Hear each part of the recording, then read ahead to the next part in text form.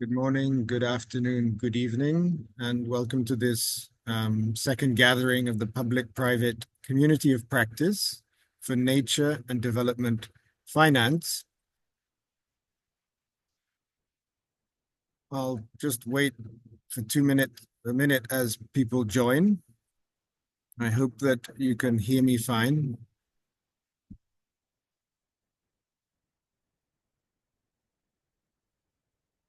As people join, just to summarize that this webinar will bring together the umbrella program to support NBSAP updates and the 7th national reports to the CBD. It will also include the Biodiversity Finance Plan project and the Revenues for Nature project to align public and private finance, focusing on creating a bridge between NBSAPs and private capital deployment. I will be your moderator today. My name is Terence Haidi. I have worked with the UNDP implemented GEF Small Grants program for the best part of the last 2 decades. One of the leading programs providing finance to Indigenous peoples, communities, and NGOs in more than 130 countries around the world, working with a whole range of donors, including the GEF, as well as many bilateral governments, including Germany, Australia, Japan, Norway, New Zealand, and others. So welcome to everyone.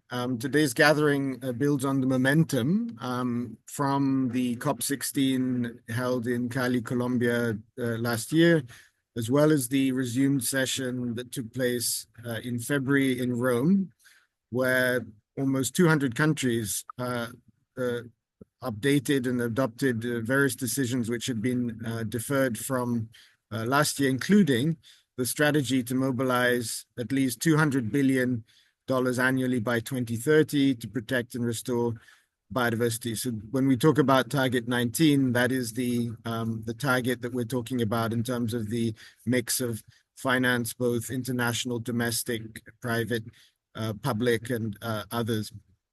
I'd like to just note that I'm based in New York, and this week the UN Permanent Forum on Indigenous Issues is taking place, including a very strong focus on the question of access to finance for Indigenous peoples. This afternoon, there will be various events focusing on the growth of Indigenous-led funds. We've seen in the last few years many such funds launched, including global ones, for example, the Shandia platform focusing on forests, regional funds such as the Indigenous Peoples of Asia Solidarity Fund, national funds such as the Podali Fund in Brazil. And we'll hear one of the case studies specifically about Brazil, as well as thematic funds such as the Pawanka Fund focusing on Indigenous women. So the webinar will look at the importance of the creation of place-based partnerships between governments, the private sector, including a range of different actors, including banks, asset fund managers, impact investors, private foundations, family offices, as well as, of course, the multilateral system, which has brought together various such partnerships, and of course the actors on the ground, the Indigenous peoples, and the local communities. So one important point to note at the outset is the use of language.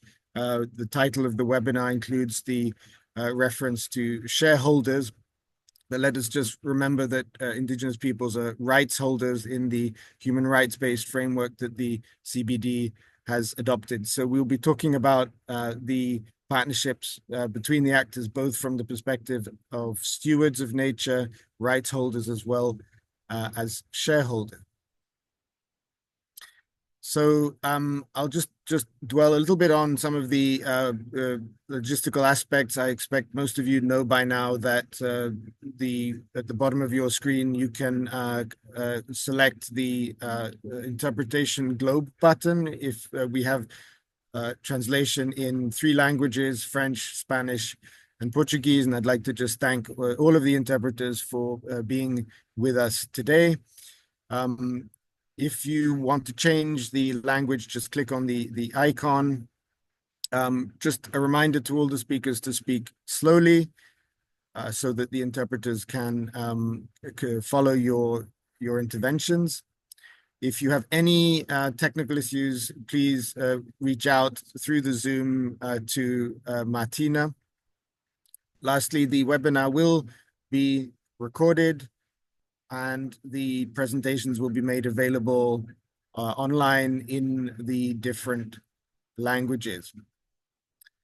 And this webinar is part of a series, so therefore it will be on the NBSAP Forum webpage, which includes the past and the future sessions. So now, just to summarize the agenda, we will have 4 case studies on the topic of engagement of Indigenous peoples and local communities in public and private finance, around the topic of the Target 19. So the session is focusing on a critical aspect of how to bridge private sector financial actors with Indigenous peoples. We've referred to them as stewards, but increasingly the idea of shareholders is also being explored.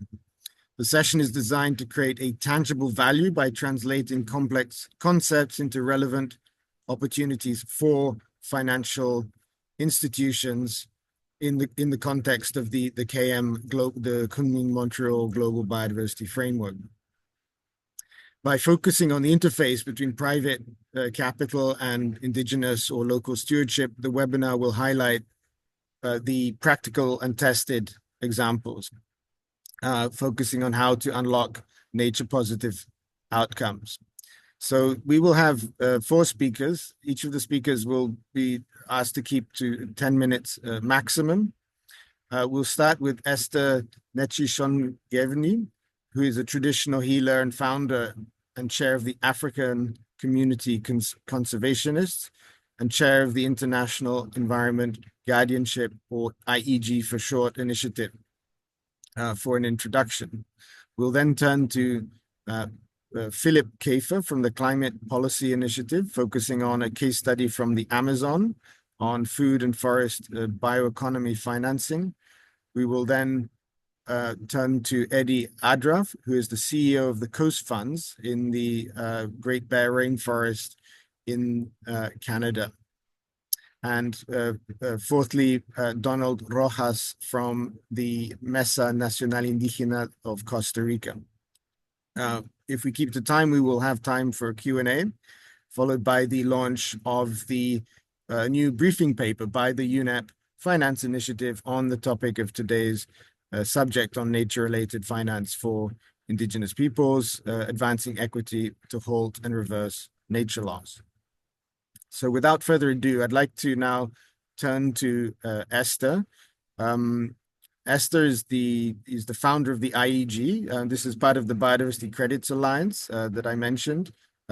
Esther and I have been meeting and discussing for the last year, and we hope to have various events together, including at the G20 meeting in South Africa later this year. She's also the chairperson and the director of the African Biodiversity Group. So over to you, Esther, for the introduction. Thank you very much, colleagues, and also the attendees of this webinar. I have been introduced. I am the current chairperson of International Environmental Guardians. We represent the indigenous peoples, local communities, and Afro-descendants in the development and implementation of nature markets. We have been around for quite some time. We started with BCA as a community advisory panel. For those who have been following BCA, Biodiversity Credit Alliance, which is the initiative of the UNDP. Where we are, we are in Africa, we are in Arctic, Asia, North America, Eastern Europe, Russia Federation, Central Asia, Tricosia, Central and Southern America, and the Caribbean, as well as Pacific. We have just formalized our governance framework as early as January this year. Can we go to the next slide, please?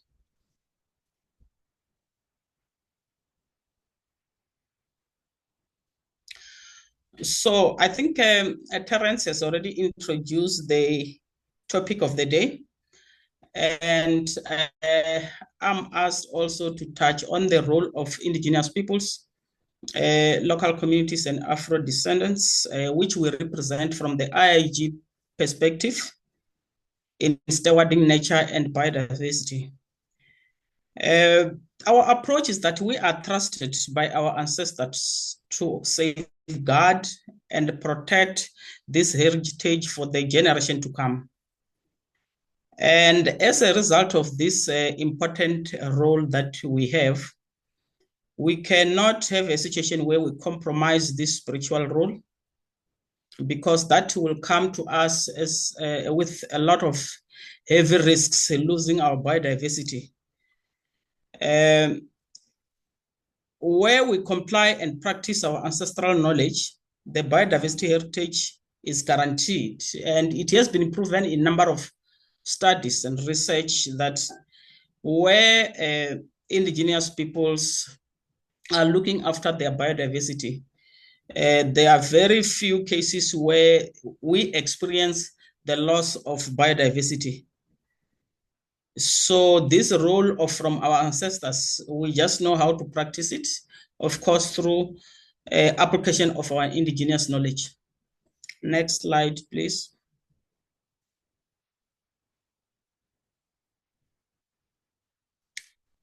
So when it comes to the development and the implementation of nature markets, for us and also from the IIG perspective, it's very important to have the co-led, to have the co-designed nature projects.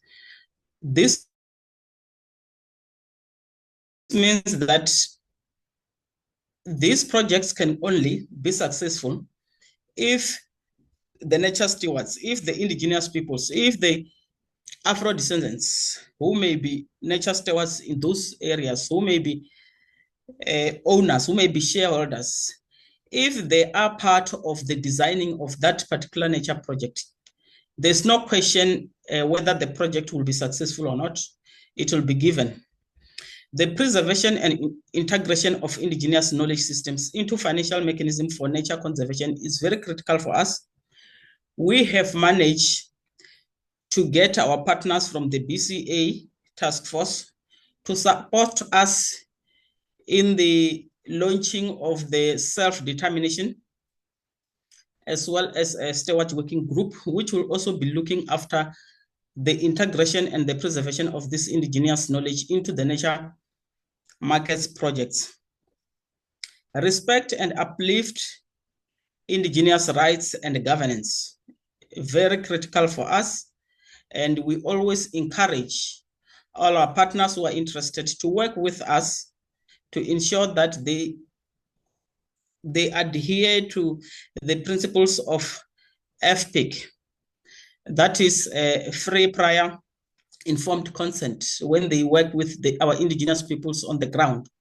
It cannot continue to be just a term in the library, which we like to present and talk about it. One of the critical responsibility of IIG, we ensure that if we are involved at the oversight role of these nature projects, we make sure that it is implemented and our communities are being given a right to say yes or no during the implementation of these nature projects. Support the co-design standard for assessing environmental health condition. We are aware that during the era of carbon credits, there have been a lot of challenges where our communities never had an opportunity to be co-managers, to be co-designers of these nature projects. And we would like to ensure that in every project that IIG will be practicing an oversight role in that particular region, we will have to recommend trustworthy and reputable environmental health tools that can be used to assess those projects. Next slide, please.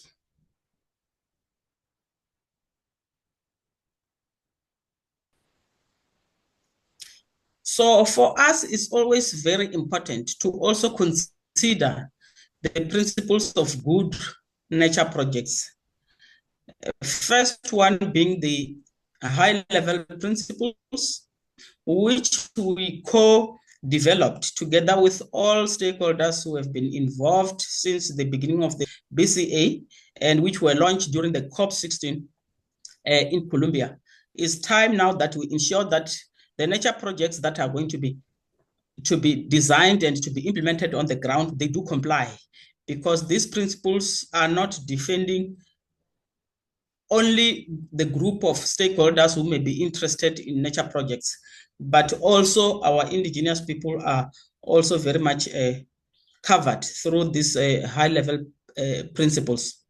Respect for the rights of nature is very critical for us, because it's not only about commercializing the nature assets, it's about respecting the rights of nature, protecting the rights of nature, but also importantly so, to protect the rights of our indigenous peoples, local communities, and Afro descendants in the implementation of these nature market projects, aligned with the IIG project framework. So this is the discussion on its own.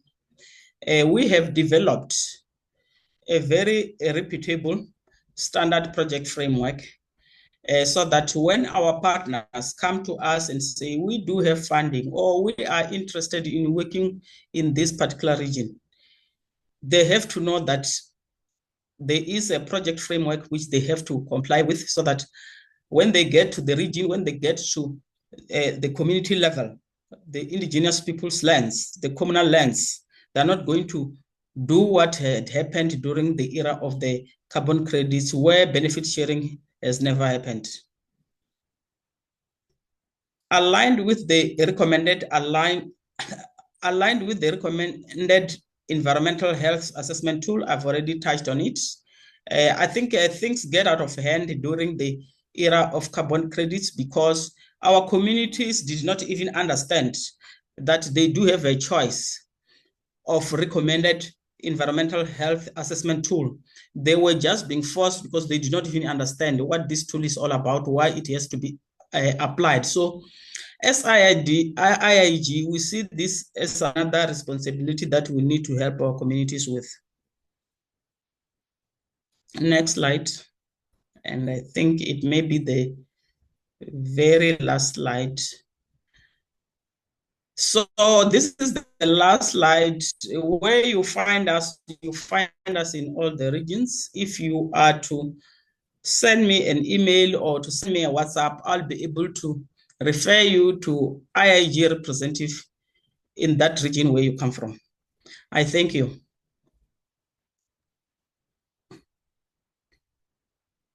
Thank you very much, Esther, for the overview and the introduction to the work of the Biodiversity Credits Alliance and the International Environment Guardianship Initiative. We look forward to hearing more about this this year, including some of the announcements that you are preparing in terms of the 2030 agenda with various partners. We can come back to that in the Q&A. So now, turning to our Definitely. next speaker, we will hear from Donald Rojas Maroto, who is speaking to us from Costa Rica. Donald has an academic background in agricultural business administration and planning, and is the current president of the National Indigenous Board of Costa Rica and an influential advisor to the Indigenous Council of Central America. His leadership extends to being a member of the Advisory Committee of the Central American Integration System, otherwise known as SICA. Previously, he was the senior advisor of SICA, advisor of FILAC, which is another regional network, and president of the World Council of Indigenous Peoples. He is also an active member of the International Indigenous Forum on Biodiversity, that's IIFB, or is the caucus in the Convention on Biological Diversity. and contributes to the working group on Target 3. Target 3 is the area-based target that many people will be familiar with to protect 30% of the planet's land and sea by 2030. Mr. Rojas has made significant contribution in areas such as biodiversity, traditional production systems, and traditional knowledge. His efforts in the recovery and strengthening of ecosystems are focused on political dialogue concerning indigenous participation and consultation mechanisms. And he has played a pivotal role in the formulation of public policies on biodiversity and wetlands. Over to you, Donald, por favor. Muchas gracias, muy buenos días a todos y todas, buenas tardes y buenas noches donde se Thank you encuentren. very much. Thank you very much. Siguiente. Please, first slide. Nosotros somos una organización nacional integrada por pueblos indígenas que nuestra We función are es coordinar y coordinar a group aspectos que vayan in Costa relación Rica. con los We derechos we work with también. the indigenous Debo people agregar que somos miembros in de the la Comisión country. Nacional de Gestión de We Biodiversidad are members mediante of the National la Ley Commission Nacional de Biodiversidad, of the que es Gestion of la herramienta Biodiversity, justamente de named aplicación de la CONAGE inteligencia Bio, biológica en el and país. some others organizations. Siguiente. You can see it in the slides. Next, please. Next, okay. En Costa Rica existe un marco legal bastante importante a partir del Convenio 169 que reconoce derechos indígenas, como también la In Declaración Costa Universal Rica, de we have a Derechos Humanos, framework que será very también important, which ratificado recognized the por el indigenous Convenio people sobre Diversidad Biológica. from En el marco de 1969. esto se ha In the establecido framework el Plan of Estratégico this sobre organization, Biológica we have 2011-2020. established several rights and Enmarcado dentro de esta procedures biodiversidad, in se ha which generado we work justamente with un the marco de implementación original de la Política Nacional de ancestral Biodiversidad people who en el live año in 2014 al our 2015, territory. siendo una actualización también de la Estrategia Nacional de Biodiversidad en el 2016, Here you donde can see a in the partir slides de the esta several actualización se institutions han and establecido organizations we have been mecanismos working específicos with. para indígenas. We see the Next. antecedents of these procedures of the indigenous Adelante. people. Please, next slide.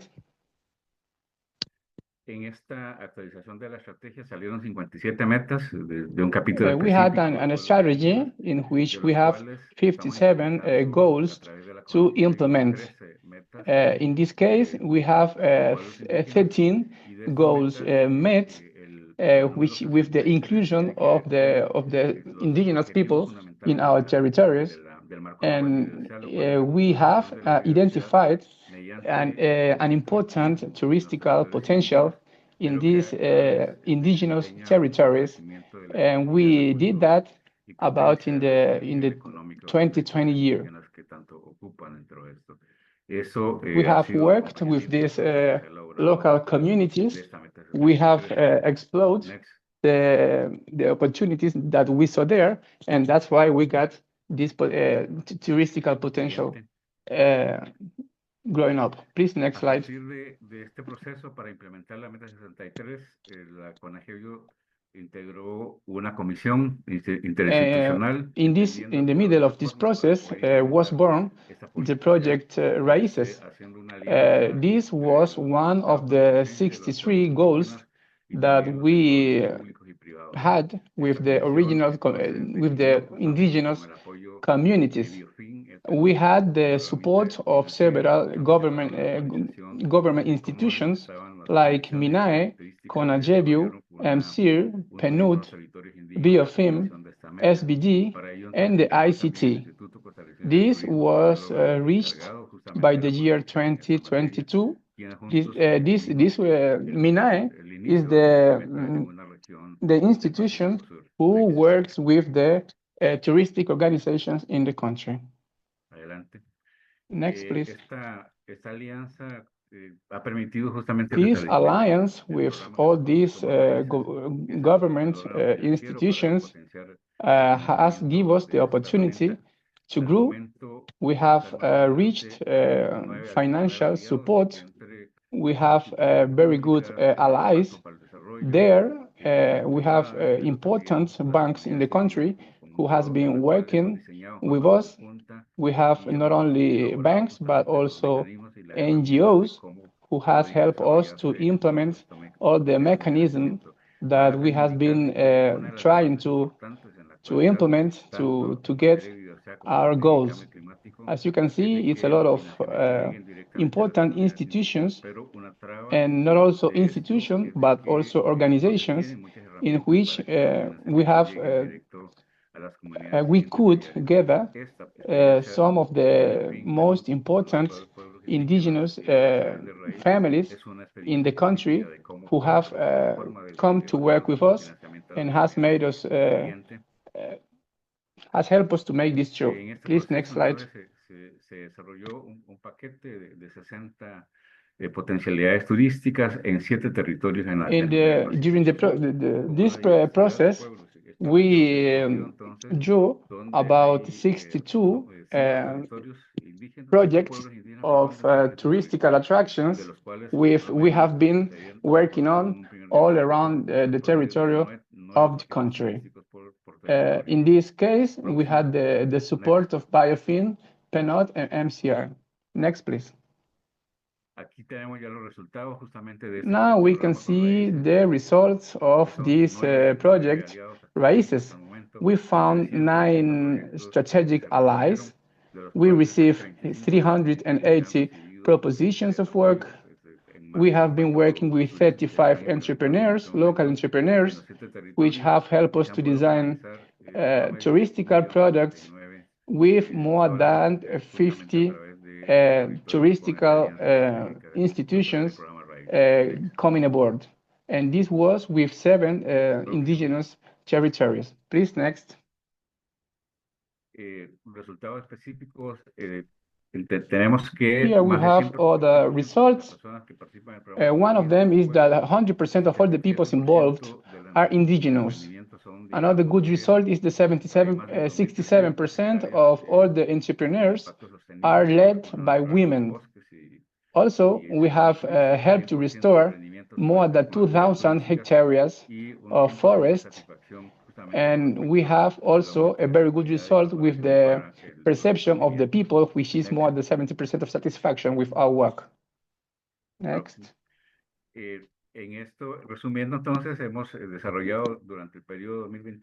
So, since 2022, we have developed 14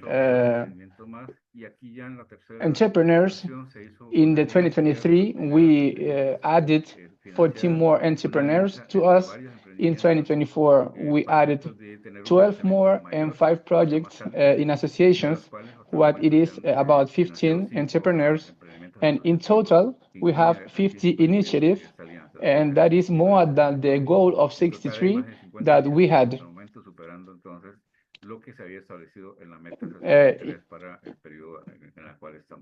For this period, we had less goals to be met, and we had a lot more. Next, please. Próximo.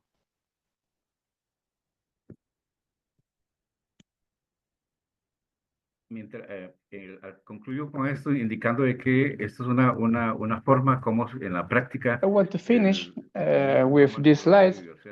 I want to tell you that this is just one more form to contribute to the goals of our projects, helping and support the biodiversity, the indigenous people, and the local communities, and with in alliance with government and institutions, we can meet our goals.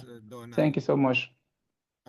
One key element in what we heard from Donald is the scale of the work of the Raíces program at a large scale across various territories. Our GEF Small Grants program in Costa Rica historically has also supported many indigenous communities over the last 30 years in the area of ecotourism, more than 500 projects. But one challenge we faced is the aggregation of those projects at a scale that is of interest to investors and partnerships. So the support from Biofin, working with Donald and the national networks, has allowed for new investors and partnerships to come in, and maybe we can come back as well to that in the Q&A. I'd like to turn now to our second case study that will be from Eddie Adra, who is the CEO of the Coast Funds and leads a team working with a group of First Nations Ahora vamos in a dar la Canada palabra to a invest Eddie Adran, 450 que es million in director ejecutivo sustainable de Coast financing for Funds, economic que development, invierte más de ecological 450 and millones de cultural dólares en stewardship, financiación sostenible para el guardian desarrollo programs, económico, as well as sustainable energy initiatives in what is known as the Great Bear Rainforest and Haida Gwaii, which is one of the islands off the coast of Canada. Since joining Coast Funds in 2018, Eddie has held key leadership positions, including Director of Finance, Chief Financial Officer, and has strengthened fund development platforms and championed values-aligned investing to expand financing opportunities for First Nations. With more than 15 years of experience in accounting, finance, and advisory services, Eddie has worked with various nonprofits, as well as Indigenous governments in both the private and public sector.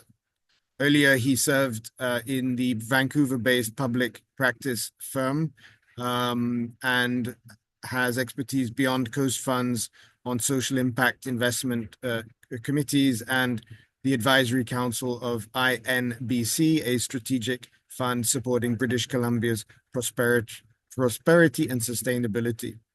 He is a chartered professional accountant and former chair of the board at the Museum of Vancouver.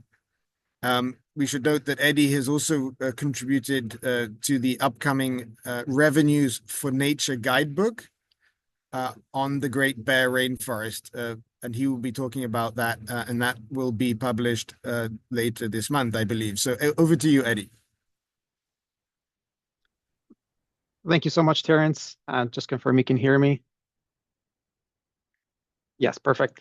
Welcome everyone. Good morning, good afternoon, good evening. I welcome you as the sun is rising behind me in beautiful territories of the Coast Salish peoples in Vancouver, Canada.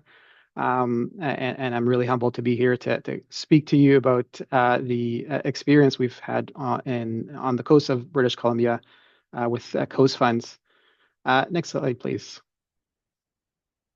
And so I always like to start my presentation identifying that First Nations on the Great Bear Coast have been stewarding their lands, water, and life in their territories since time immemorial. And really, Coast Funds was created as an outcome of reconciliation between government partners, philanthropy, and the Indigenous communities, really to deliver conservation financing and services to support and serve those participating nations towards their goals for stewardship and economic development. And so you'll see on the map on the right-hand side is the nations that we serve, the territories on the coast of British Columbia, from northern Vancouver Island all the way north to the Alaskan border. Next slide, please. And so Coast Funds serves 29 different participating First Nations. If I had more than 10 minutes, I would go through their histories and their uniqueness and languages. But for the sake of time, I will move on to the next slide. And so Coast Funds was really created was established in 2007 and created in a very unique way at that time, really marrying stewardship and conservation alongside economic development with the overall concept of empowering community and human well-being within the territories. And so balancing both the needs, the importance needs of stewarding and conserving the territories in what was one of the largest temperate rainforests in the world that was scheduled to be completely deforested within from 2007 all the way to 2012. And so preserving such a unique ecosystem was critical.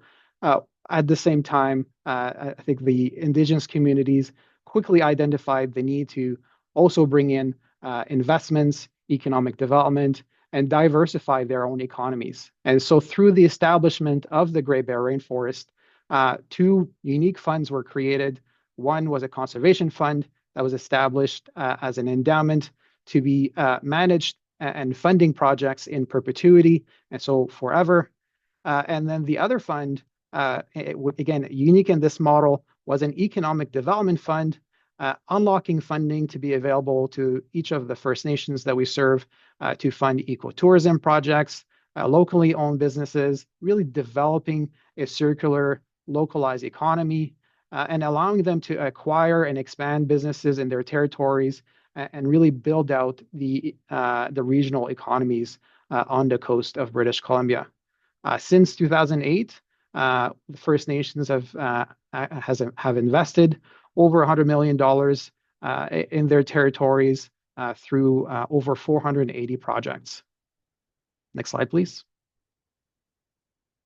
One of the really unique components beyond just the balancing of the duality of marrying economic development and conservations together is how we do our funding. And so both funding streams are really empowered and directed by the Indigenous communities. And so we really see that the funding is available and is actually held on behalf or entrusted for each of the First Nations.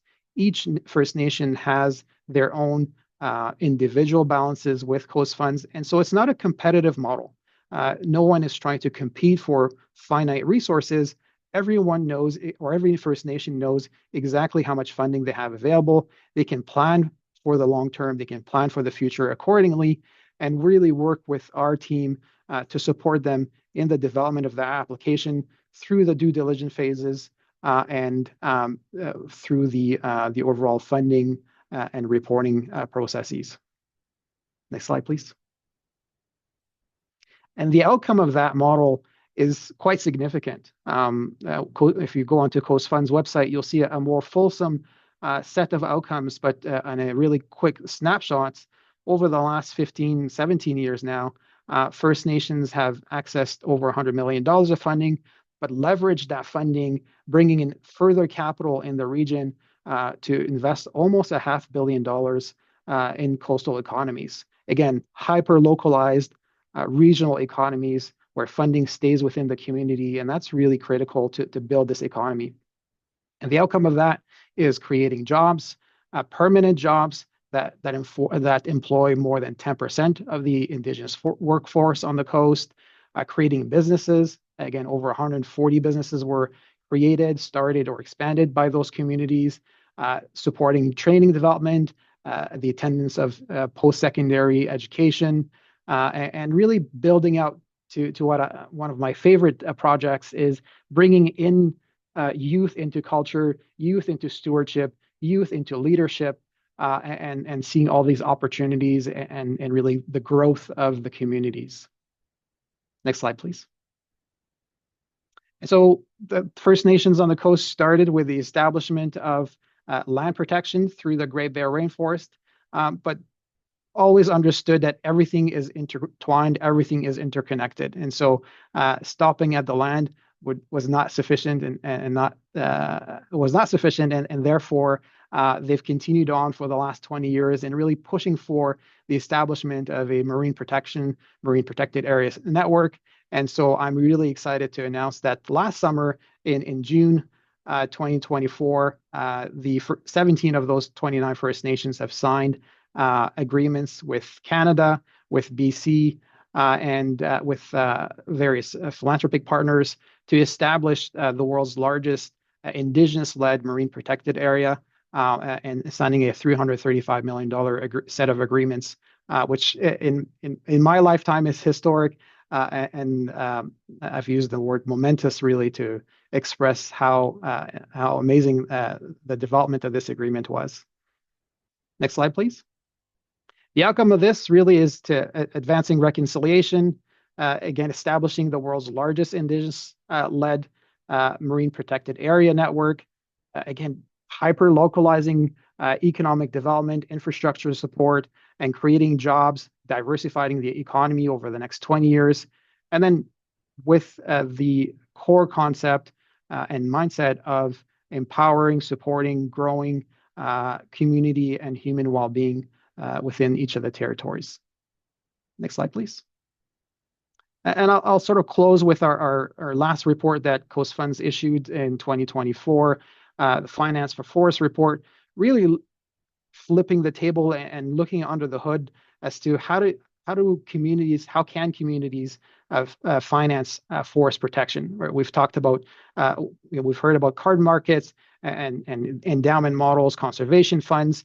There are so many different tools and mechanisms for communities to consider. This report looks at all of these tools together holistically and actually establishes sample portfolios that communities can consider as to how they can establish a conservation finance economy within their territories, really identifying their community priorities. And if you look at the next slide, please, you'll see that the report really is community focused, community centric, and then builds it out into the various mechanisms that supports the establishment of a balanced approach, as opposed to just being only focused on the conservation aspect. And because as we know, communities have multiple needs that are beyond only conservation. There's the job creation, economic development, housing security, and so on and so forth. And so I welcome you to also look at that report. And for the sake of time, I'll move on to the next slide and appreciate being invited here and happy to answer any questions. Thank you so much, Eddie, for this very vivid and inspiring example from the Great Bear Project for Permanence, which includes both land and sea. We should add that the Project for Permanence approach is now being adopted in other regions in Africa and Asia, and so there are learnings between continents. Looking at the chat, there are some questions about which we'll come back to on the role of multilateral funds like the Global Environment Facility. So the GEF has been a partner to some of the PFPs in some of the countries in terms of the blended finance approach. The GEF can sometimes act as a junior partner to other investments. If there are any reflections later that you'd like to reflect on that in terms of the different financial investors in the Great Bear. There are some questions also about protection of traditional knowledge in these partnerships, which maybe all speakers, as well as Donald, might think about when we come to the Q&A. So please, colleagues, do put your questions in the chat. We will have time to come back to them, and thank you for all the speakers to keeping to the 10 minutes. So we'll now turn to the fourth case study that we have from Brazil. This is at a time when all eyes are on Brazil, hosting the COP30 this year in November in Belém. This week in New York, the Minister for Indigenous Affairs, Sonia Guajajara, is here presenting to the indigenous peoples of the world on the ambition of Brazil. So we really look forward to, Philip, your presentation on your experience. So Philip, your background is as a project manager, lawyer, and financial professional with a multidisciplinary background in climate as well as sustainable finance for land use, utilizing blended finance structures. So you hold a certificate and master's in agribusiness, focusing on sustainable finance from the Sao Paulo School of Economics. So please take us through your example. Over to you, Philip.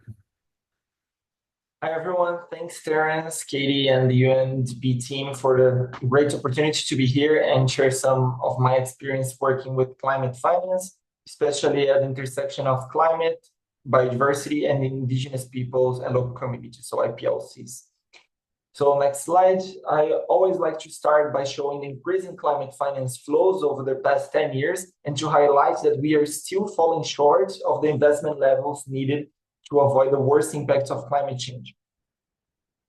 You can see that in the 2021-2022 annual climate finance flows averaged nearly $1.3 trillion, a significant increase, but this represents only 1% of the global GDP.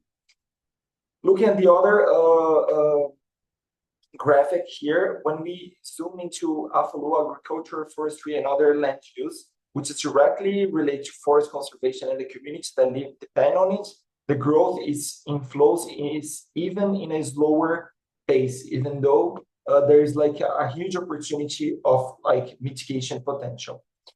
So next slide. And this part, most of you already know this, but it's worth repeating. Land use change is the main source of Brazil emissions, so nearly 50%. And when we look exclusively to the Amazon biome states in Brazil, this number jumps to almost 80%. And of course, like the states with highest emissions in the Amazon is Mato Grosso and Pará, which are basically associated with deforestation. Next slide. Now, I would like to share a few points on the Amazon Food and Forest Bioeconomy Initiative, which we accelerated last year at the Brazil Lab. It was proposed by Impact Bank and the Nature Conservancy. And the focus of that is like how to improve to finance, providing capital to the Amazon social bioeconomy. And next slide. So what is this social bioeconomy that everyone is saying here in Brazil right now? So it refers basically, and this is our interpretation, of the real economy activities that support community-led businesses, such as sustainable extraction of non-timber forest products, agroforestry, and community-based tourism. So this is like kind of a way of monetizing forest conservation alongside other market-based schemes like carbon and etc. So this is looking to the real economy. And the rationale in the next slide behind the instrument is rooted in the context of like Brazil emissions, the immense potential of the social bioeconomy. So here the economy of this social bioeconomy in the Amazon, in the Pará state, for example, is almost the total GDP for livestock production, cattle production there. So this is like something very important to have in mind. So this is like economically feasible. And also but the issue is that we need to support better the related businesses, the cooperatives, the communities. Next slide. So I won't go to all the details in this graphic, but here is how the financial structure works. It is important to mention that the instrument uses a blended finance structure with commercial and concession investors and philanthropic donors as well to provide grants for the part of the philanthropic fund. The financial structure provides working and growth capital to local businesses, cooperatives, and associations of IPLCs. And this philanthropic fund supports this financial mechanism by providing capital for the enabling conditions. So the enabling conditions is because, and you guys are going to see later on clearer, are where we need to develop for like evolving this business into a kind of a marketable financial to provide access to the financial capital market. So next slide. So this is in theory super interesting and clear to understand, but how that's looking practice. And this question took me to the field. And next slide, please. I started with an invitation to speak at an event in Belém, in Pará, as you all know, as mentioned now by Terence, is the future host of COP30. And I realized that I couldn't talk about forest conservation from São Paulo, without actually being on the ground and understand what are the needs of the communities. So I flew to the Belém, then to Altamira, which is a major agribusiness city there. And from there, I took a boat to the community I visited. So in this maps, you can see how far it was. So next slide, you can see this was the boat. I spent like 8 hours traveling there and a little less on the way back. But you can see it's like this starts with the problem with the logistics in the region. And next slide, in this map, the red pins marks Altamira, the marks marks Altamira, and the other one marks Rio Novo, the community that I visited. The blurred regions show indigenous territories, and the green lines are conservation units. You can also see how the deforestation is expanding even in indigenous areas. And in the next slide, you can also see how deforestation overlaps with livestock production, even in indigenous territories. The next slide, you see how the preserved area was in this community that I visited. And here is the extractivist communities of non-timber forest products, mainly Brazil net. And you can see there is like, it's a really protected area and their activity is not harming the environment, not at all. So, and this community is a community of local peoples called Ribeirinhos, which are the people who live in the margins of the rivers in the Amazon. In the next slide, it is like just to give you more context, and this is like to bring an idea why the enabling conditions capital is needed. The community that I showed, the Rio Novo community, is a part of the broader effort called the Middleland Network of Community-Based Forest Enterprises. It all began after the murder of Sister Dorothy in 2005, when civil society pushed for the creation of protected areas in the region. So this region is around like 8 million hectares, so it's bigger than the Netherlands and Belgium combined. And the focus was to empower IPLC's businesses and creating the favorable development conditions through processing facilities and trading posts. So this is the first step for getting, the financial incentives to them. Next slide. So after the 8-hour boat ride, I spent 3 days in the community, living in the hammock, shared meals with this family, and visited the trails of the Brazil nuts and Babaçu to have like a better knowledge on that. And next slide, you're gonna see there's like the indigenous people and local communities live in a very similar conditions and share many of the same vulnerabilities. And the next slide is how we saw like what are the processing facilities. So this is essential for building a pipeline for financing forest productive value chains. This one that I visited was the most advanced self-sustained facilities in the network, but as you can see, it was like super like simple. It had like an oven, net to cracking the nuts, machinery for extracting oil in the next slide, and to make powder from this fruit. So an outdoor area to drying the nuts before processing. So next slide, and I will show my takeaways and bring here, like to share, like after this short journey, like to show with you guys the takeaways from blending financial instruments design with kind of like a real world experience. So next slide, I will bring, so what is important for us to have in mind always when we look at the financing like IPLCs or forest related communities is that like bottom up perspective is essential, not just in theory, because it's easy to see this written everywhere, but we need to like effectively understand what are their needs and vulnerabilities that how can we translate these needs into the financial structures that we develop. There is a need for development capital to create enabling conditions beyond just technical assistance, as shown by the Middleland network that I showed to you guys. Understand the value chains and off-takers, so large companies that can guarantee the demand from these communities, these cooperatives. So, for example, the Natura project we accelerated was an example of that. And that like private capital doesn't reach these areas because of the ticket sizes are too small and minimums for commercial banks or funds are too high. This keeps the capital from flowing where it's needed the most. So moving forward, we need, in the next slide, we need a new financial architecture. This is our read of that for the social bioeconomy. So we must create instruments that build investable pipelines from the ground up, working directly with communities. So this requires small ticket investments. Then we need larger financial vehicles that can aggregate and channel capital into these smaller structures. And Amazon Funding Forest sits exactly at this point. Beyond finance, grants are still essential to sustain development and enabling conditions. And finally, increasing the use of guarantees and concessional capital to reduce real and perceived risk. It's still important, and also to lower interest rates.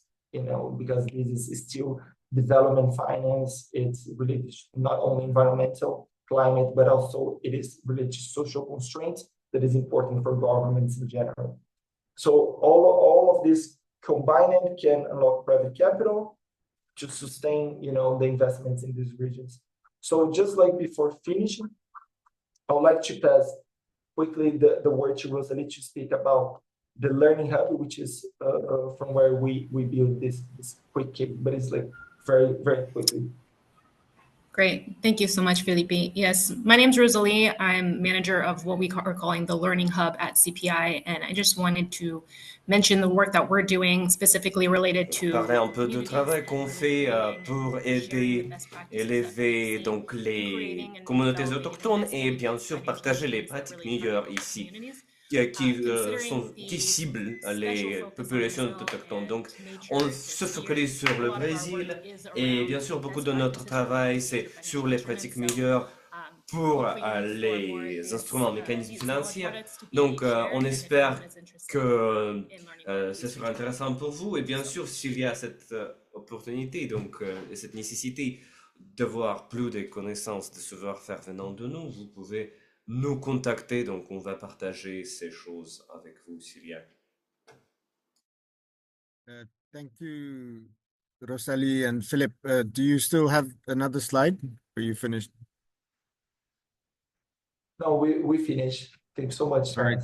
Yeah, and happy to answer questions. No, thank you so much for that example from Brazil with some very useful slides at the end and advice on partnerships working with indigenous peoples in remote parts of the Amazon.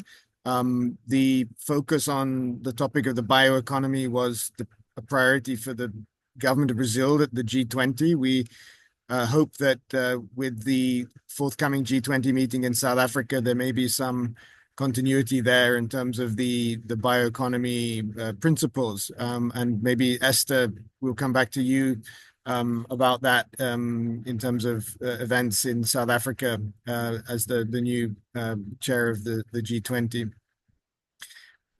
That concludes the 4 presentations. I've been going through the questions in the chat. Some have been answered.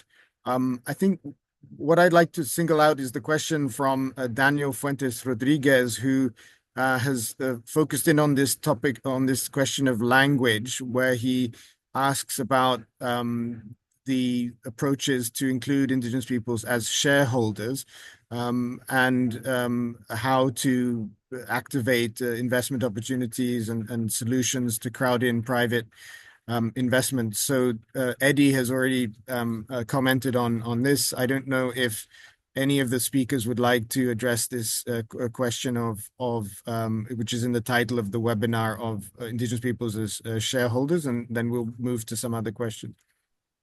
Maybe Eddie, you can start with you as you addressed it, and then anyone else.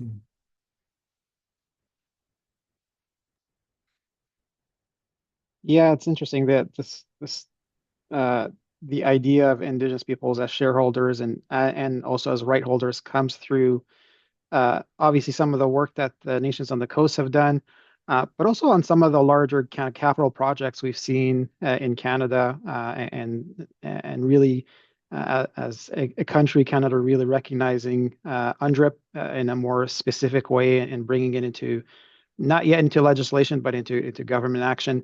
And so we're seeing corporate Canada, so companies in Canada, come into territories and more meaningfully engaging with the communities. We're still have a very, very long road ahead of us, but we're starting to see a shift there. And so we're starting to see indigenous communities where funding is available to be able to invest in some large scale projects in a real sense.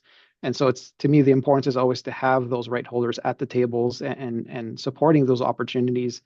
And one of those that we've seen, I think, in the last 5 years, that I think I'd like to kind of highlight is kind of a mega hydro project where, a community funding typically wouldn't have been available, but the corporate actor in this case was issuing a bond holding and brought in that community with their own bond holding, provided that community with seats at the board table, really meaningfully engaging those communities as right holders and shareholders at the same time that have voice both as peoples on the land, but also owners of a project. Thank you, Eddie. Yes, and the one of, I think yourself or one of the other presenters also has worked in the topic of energy, where a year ago at the UN Permanent Forum, we had a 3-day meeting on the just transition with case studies from different regions on Indigenous peoples' equity over 25 years in energy projects, which they select in their territories, which I think is a growing area as well. Would anyone else like to comment on the shareholder question? Yes, Terence. We'll go to Esther and then Philip. I think Esther. Thank you very much. The issue of indigenous shareholding in nature markets projects is a very critical one. I think IEG perspective is that it's a given that we own the land in most cases. We own the data, which is obtainable through access to those projects. We are the ones who provide the labor. But lastly, we are also the ones who provide indigenous knowledge, who the world has agreed that through this provision of indigenous knowledge, most of the biodiversity rich spots in the globe have been protected through the application of this knowledge. Maybe Esther, just on there are a couple of questions about protection of traditional knowledge and grievance mechanisms. Is that something that you'd like to comment on in the context of the biodiversity credits discussions?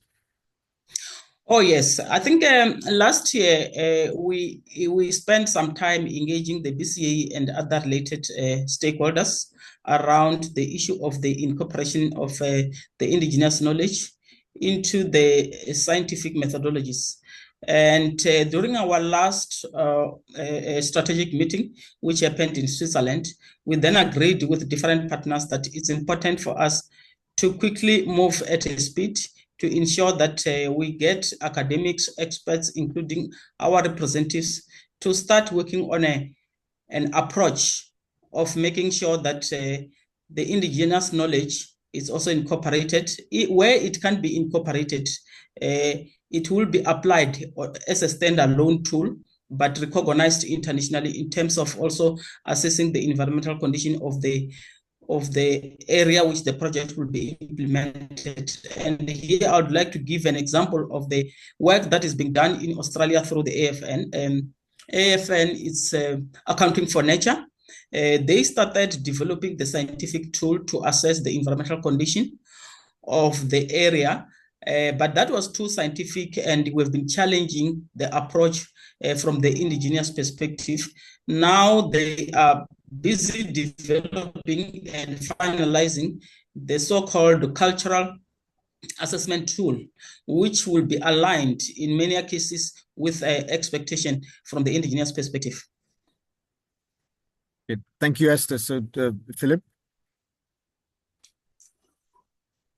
Sure, just to follow up on the part of like this, having the IPLCs as like shareholders of like this project.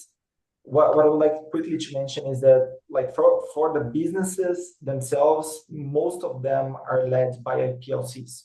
So even like this is like an SME that have an IPLC having 10% of the shares, or it is a cooperative, or is this an association. So this is it is clearer and easier to see.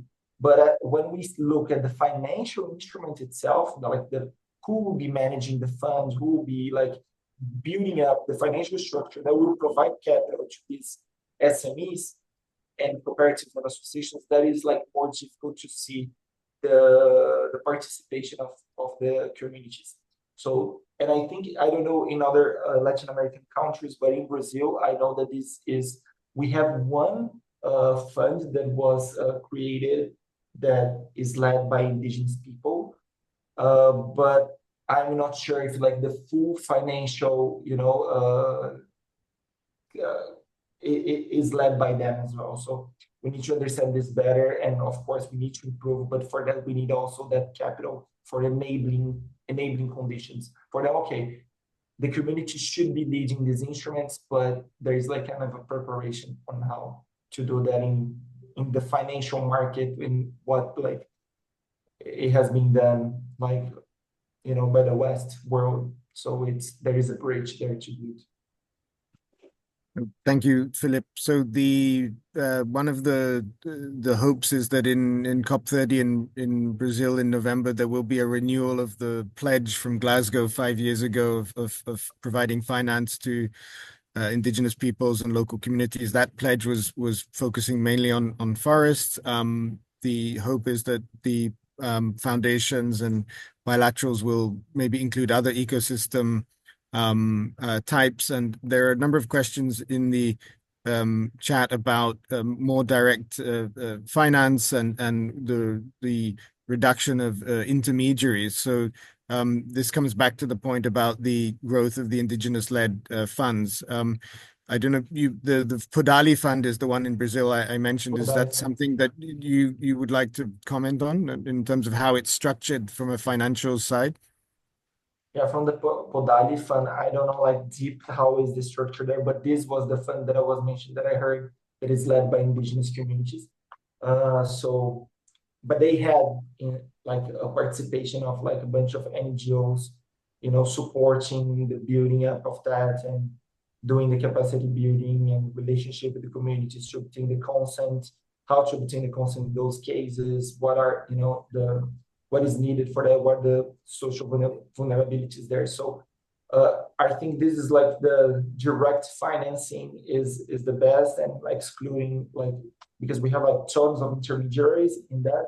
But what I've seen nowadays is kind of like a transition path is to have intermediaries, but those who are very close to the communities. So those that can like have this, you know, relationship with them and understand the local constraints, rather than kind of like fund structures or something that are much more like financial, to have like something that is bridges the financial world to the community. I think this should be like the transition. Yeah. So over the last 2 years, there have been various principles that have been launched on direct access, and in the UN Permanent Forum, Hindu Umaru Ibrahim, the chair of the Permanent Forum, last year launched one set of principles. The Global Alliance and Territorial Communities have also developed through 3 regional consultations principles with the Charapa Consult. So one of the elements in that is the selection of intermediaries by indigenous peoples, including fiduciary agents to represent them. I'd like to thank Prashanti Naika in the chat for clarifying that the G20 Bioeconomy Working Group is continuing to focus on the implementation of the principles on bioeconomy endorsed in Brazil. Esther, I saw your hand go up.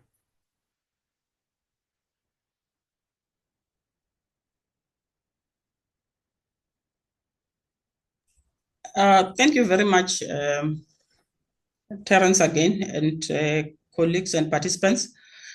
From IIG perspective, we are changing the narrative. We no longer want to talk about whether or not indigenous peoples and local communities will be able to access funding for these ecosystems services that they're offering, or they cannot. So with COP30 coming in Belém in Brazil, we'll be launching what we call the 8 billion hour pledge. And the understanding here is that all of us, we contributed, each and everyone from the world contributed to the biodiversity loss that is currently causing the climate change in the world. And it will be the responsibility of each and every individual to contribute at least 1 hour for the next 5 years, which will then give us the 8 billion hours in support of the GBF targets. And we would like to ensure that all our communities from the 7 socio-cultural regions of the world are able to participate to this pledge, not to participate free, But we are currently also talking to different funders, including your multilateral agencies, to ensure that we raise enough funding to support the communities who will be supporting this pledge. And this funding is not going to be sitting in the offices at executive level of the IIG, like we've already started showing it. It will be with our communities where they are struggling to manage the funding.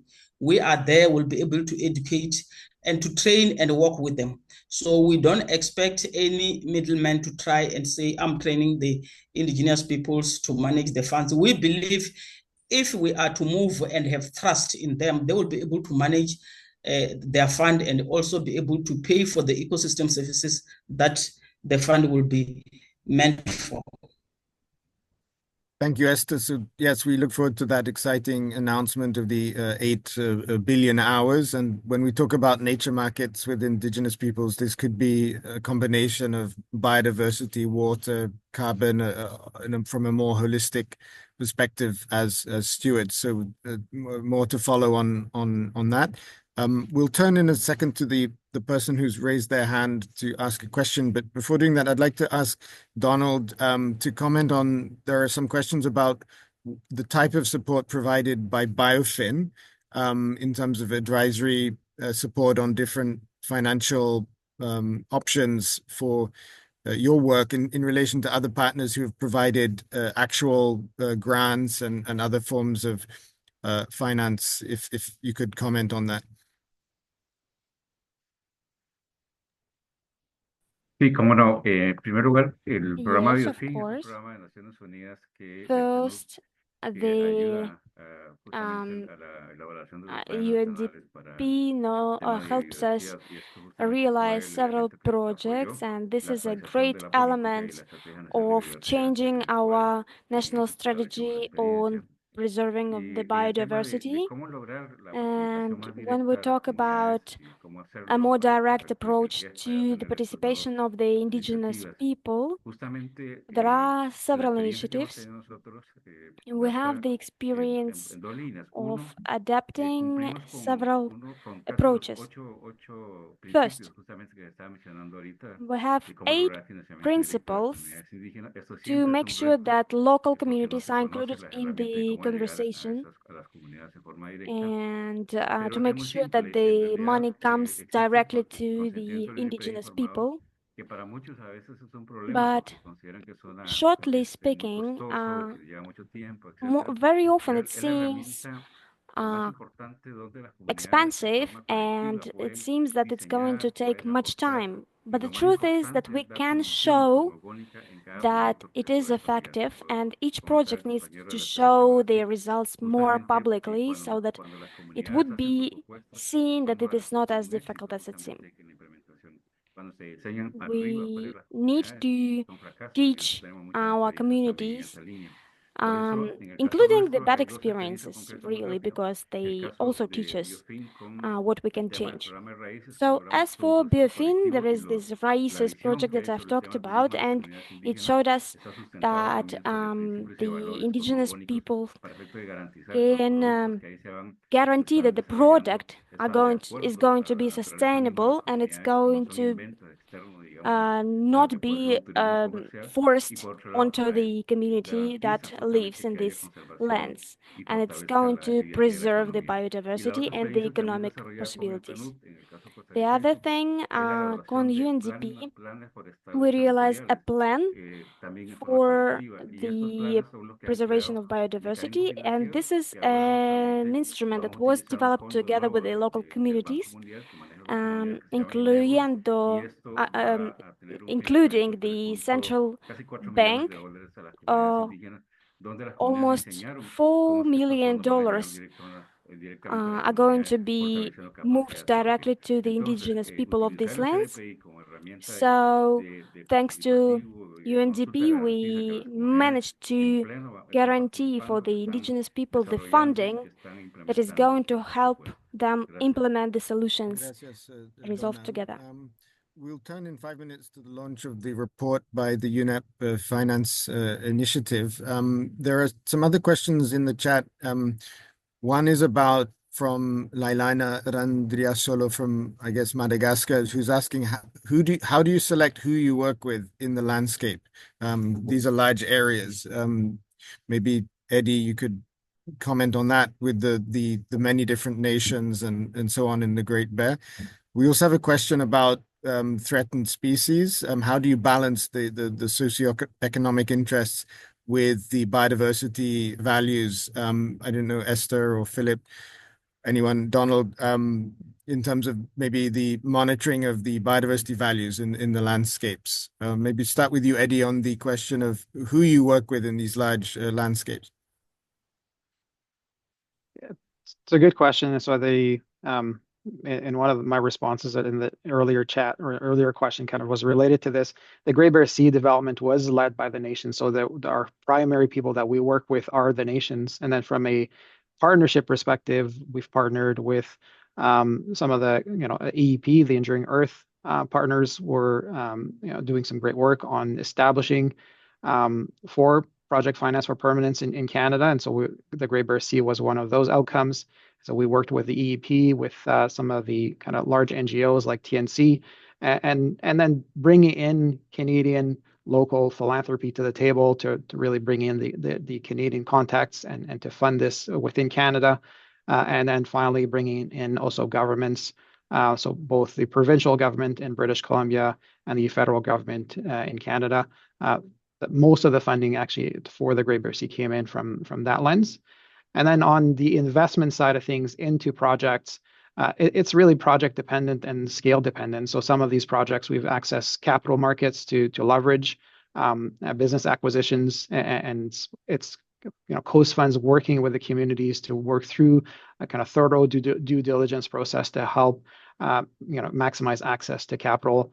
And again, in Canada, some of the capital market is shifting to with the federal government guaranteeing large capital Indigenous projects. That's really helping the capital flow into some of these, but it's still a slow drip capital market when it comes to kind of large scale Indigenous projects.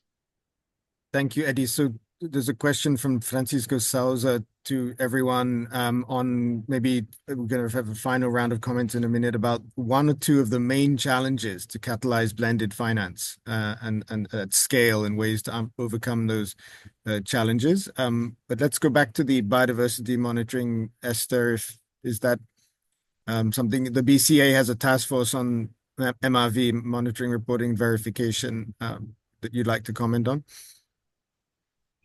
Thank you very much, Terence. Oh yes, this is one of the interested area of the BCA where IIG is playing part to a level where now we are even having two of our members who have volunteered to work with the BCA in terms of a recommendation of these MRVs towards the indigenous perspective, because what we see today is just too scientific and frustrating most of our indigenous people when it comes to understanding those MRVs at that level. But also the BCA has agreed to talk to some of the reputable organizations who will have to come on board to present what they understand. And IIG's responsibility will also be to try and cross-question until at the end of the day we come up with the recommendation that will be suitable for the indigenous peoples on the ground. Thank you, Esther. So just a comment from there, we have a number of colleagues from the Small Grants Program here, Noel Compaore, Katari Mbai, Ibironke Olubamasi, who are all referring to how to do pilot projects, small projects. So this is just to announce that as where we work in the GEF Small Grants, we will be working with you, Esther, and the BCA to do more of the small-scale pilots over the coming year, and we hope to have a focus quite soon in the Latin America, Caribbean region, and then later in Africa. So maybe we'll turn in a minute to the report launch, but the question from Francisco about the one or two challenges on blended finance, Philip, Donald, or Eddie, if you'd like to comment on that. Sure, Philip, I go can ahead. start. Yeah, and give my 2 cents on this. Like my perspective nowadays is like see how concessional finance is like rare to find, you know.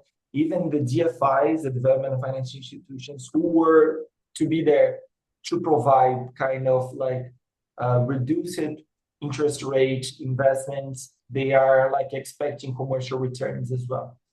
So, and this is like a part of course, what it has been discussed in the G20, the COPs, and etc. That we need to have like a kind of a reform of international financial architecture, and this encompasses MDB reforms, the multilateral reforms in the sense of to absorb more risks, to provide more capital, concessional capital to the other like financial institutions, so like that flows to the DFIs, that flows to other like public development banks. And I think there is like I heard a lot on this is there is this limitations by Basel III, the prudency requirements, then somehow like sometimes like prevents the investment officers to provide capital to projects that could be, I don't know about the risk, but it could be riskier than the current project, and also that there is no like space of like reduced capital returns. So what we have been relying a lot nowadays is on philanthropic capital to do the first loss to the risk, whereas this, I don't know, like from like a sustaining to sustain this in a long term, this will not be enough. So I think there is like this international financial architecture reform should be like very, very important. I think there is like this is the goal of the G20, the COPs, the BRICS. They are all discussing this. Great. Well, thank you, Philip. I think we'll turn to the report launch now, just to say that the GEF is also piloted in the GEF-8, the non-grant instrument window where it can provide first loss guarantees, and in GEF-9 there's a plan to expand that, and Avril Benchimol at the GEF is leading on that. And obviously the role, Philip, of foundations that are taking those first loss risks has been very important. So thank you, all the case study speakers. Now we will hand it back to you, Katie, for the report. Thank you so much, Terence. And there's been excellent discussions and case studies shared so far today.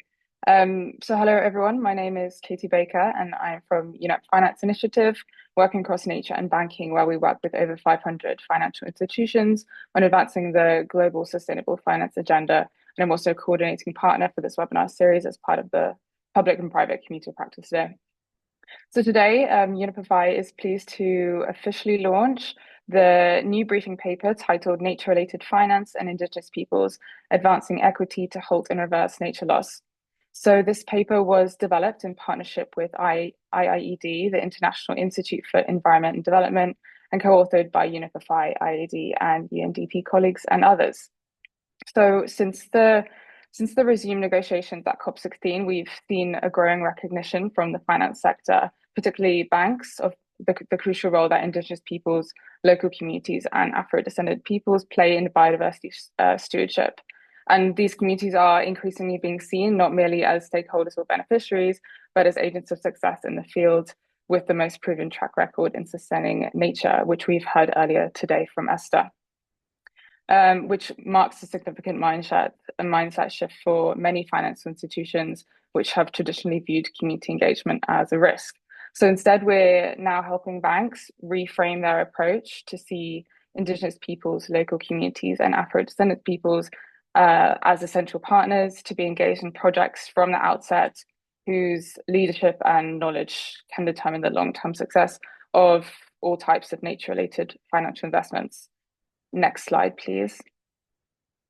So really, this paper dives into key themes relevant to the financial sector, providing guidance and resources It focuses on topics such as Indigenous rights and leaderships, FPIC and safeguards, and the shift towards just partnerships, as well as key insights from the joint UNEP-FI, UNDP, and Finance for Biodiversity Foundation Finance and Biodiversity Pavilion that we held last year in COP16, where we brought together financial actors, Indigenous peoples, and local communities to really bridge these stakeholders together and discuss these important topics. So it's positive to see, I think, in this kind of new era of recognition is embedded in the GBF, which calls for Indigenous peoples and local communities to not be only recipients of finance, but shareholders in nature positive transitions. And we anticipate and support the financial sector will now work more closely with Indigenous peoples and local communities to mobilize the $200 billion annually needed to implement the GBF by 2030. Next slide, please. So for further resources, we've pulled together key resources and documents with our catalogue for further engagement at the end of this report, including key terms and abbreviations. We have notes on governance and terminology and a catalogue for active engagement and references for financial actors. So please do take a look at that. And next slide. So to read more, you can download the report here via the QR code or find it on the UNEP-FI website. And I trust the link will also be posted in the chat box here. With that, many thanks, and I'll hand back to Terence. Thank you, Katie. The links are for the three language. Well, no, it's in English for now, right? But it will be in the other languages. Are available in the chat. So please download the report.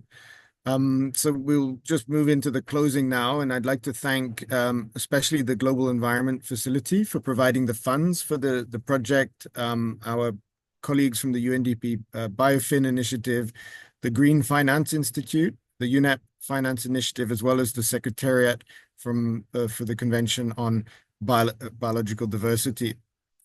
The next webinar in this series will be on the topic of investing in nature, positive supply chains, and will be announced in the coming months. It plans to focus on case studies of successful supply chain models that are delivering tangible nature positive outcomes and explore how they will be scaled and replicated.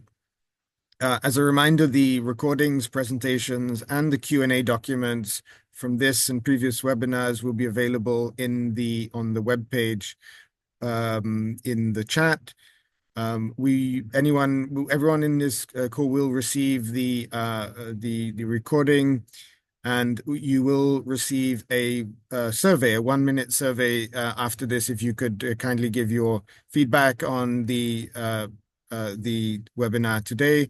I'd like to thank all of the speakers, the case study presenters, UNEP-FI for the launch of the report, and thank all of you for your participation in the Q&A, and we look forward to hearing from you in the next webinar. Thank you very much. Muchas gracias.